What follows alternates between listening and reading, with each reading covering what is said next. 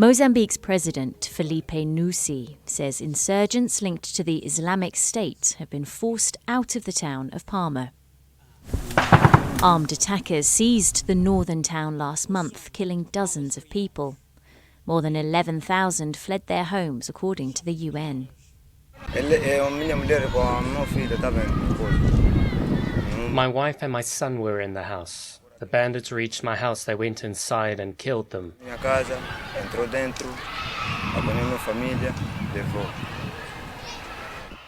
Survivors sought refuge in the regional capital of Pemba.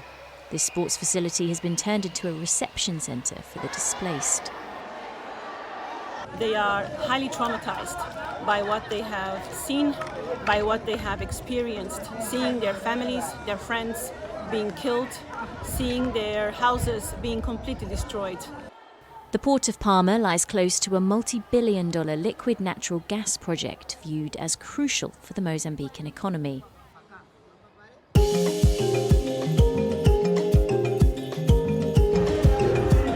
He's ruled Chad for 30 years. Now, President Idris Deby is on track to win a 6th term in office in elections on Sunday. His strongest opponents are conspicuously absent. The Supreme Court has invalidated 7 candidacies.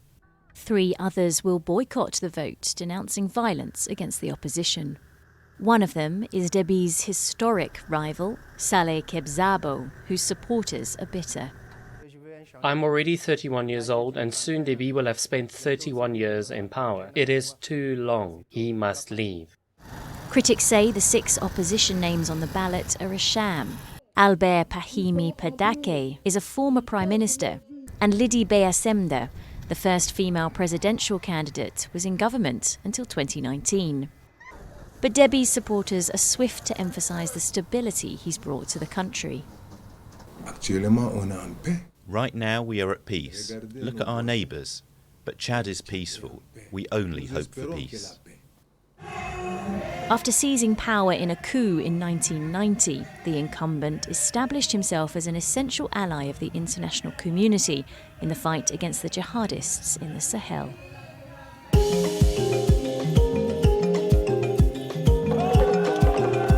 Elections are also taking place in Benin on Sunday, where President Patrice Talon is almost certain to win a 2nd term. Here, also, critics have claimed the leader has tilted the vote in his favour. The main opposition leaders were sidelined in a crackdown. On Monday, disgruntled voters in opposition strongholds took to the streets in the north and centre of the country.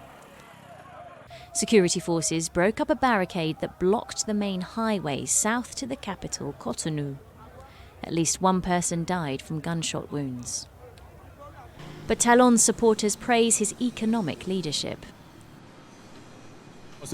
What he's achieved is huge. Since 1960, we have never seen a president in Benin who has worked like this for the country.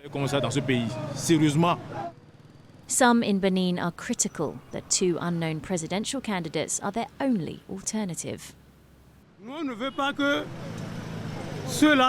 We don't want them to be used as stooges, puppets, to endorse the April 11 election.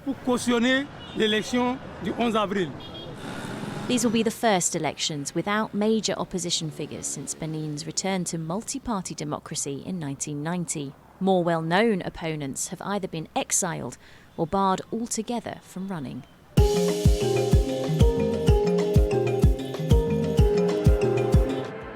And finally to Egypt, where a huge procession carried 22 royal mummies, including that of Ramesses II, through the streets of Cairo. The precious remains were being moved from the Egyptian Museum, where they'd spent more than 100 years, to their new resting place in the National Museum of Egyptian Civilization. Dubbed the Pharaohs' Golden Parade, specially designed vehicles transported 18 kings and 4 queens under tight security. The mummies will be on display in the Mummies Hall, which will open to the public on the 18th of April.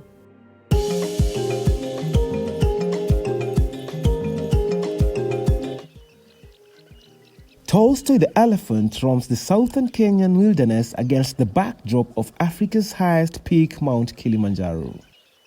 For almost 49 years, he has survived ivory poachers and drought, but his undoing may be an unlikely source: rich countries' appetite for avocados.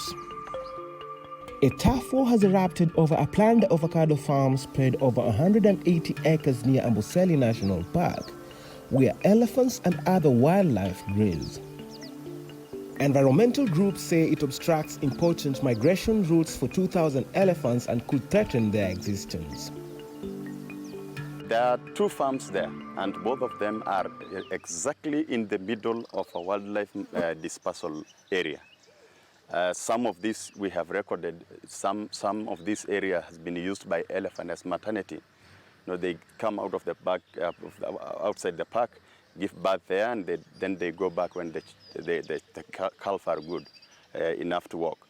So when you do a large farm there, then it means we are going to lose that space. The elephant has to find another space. Agribusiness company Kiliavo Fresh was cleared to plant avocados last year on land it bought from local Maasai. The owners say the development falls outside the important migration corridors. Jeremiah Salash, a shareholder and farm manager, highlights the economic benefits for the country. It's another source of capital.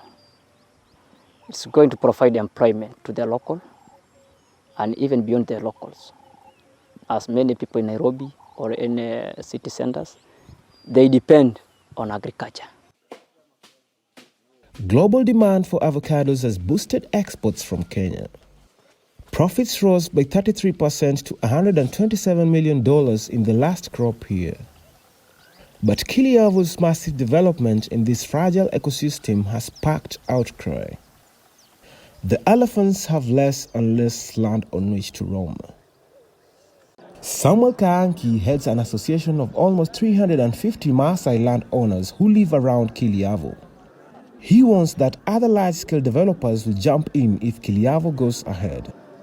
If we lose this land, if Kiliavo will be allowed to continue, we will lose others.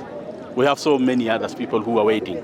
So it is dangerous. If we lose this, we will lose so many. Following pressure, Kenya's environmental agency ordered the farm to stop working last September while it reviewed the file. Kiliavo has challenged that decision in the environmental tribunal. Meanwhile, despite the restrictions, planting carries on.